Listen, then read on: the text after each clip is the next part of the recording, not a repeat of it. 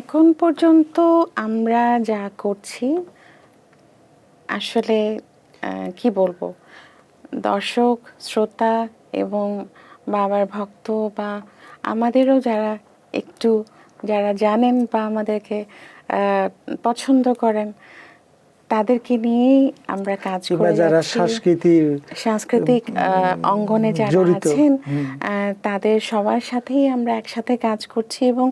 আমরা বৃহত্তর পর্যায়ে আমরা চাই যে এই এই সংস্কৃতিটা আমরা যেন ধরে রাখতে পারি এবং একেই আমরা এই জন্য কি বলবো যে যথেষ্ট পরিমাণে এটাকে আমরা মানে কি বলবো, একটা গাছে যখন পানি দেই আমরা মানে একদম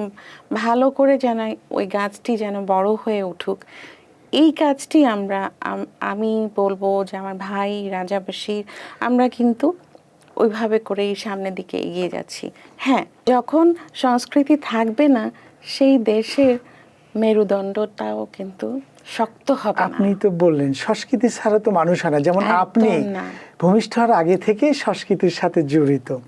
আর একটা কত গুরুত্বপূর্ণ কথা বলেছেন, সংস্কৃতিকে তুলে ধরতে হলে আগে একটা ভালো মানুষ হওয়া দরকার এবং এটার উদাহরণও দিলেন কিভাবে আপনার আব্বা সংস্কৃতির বাইরে একজন ভালো মানুষ হয়ে সংস্কৃতিকে তুলে ধরেছে এবং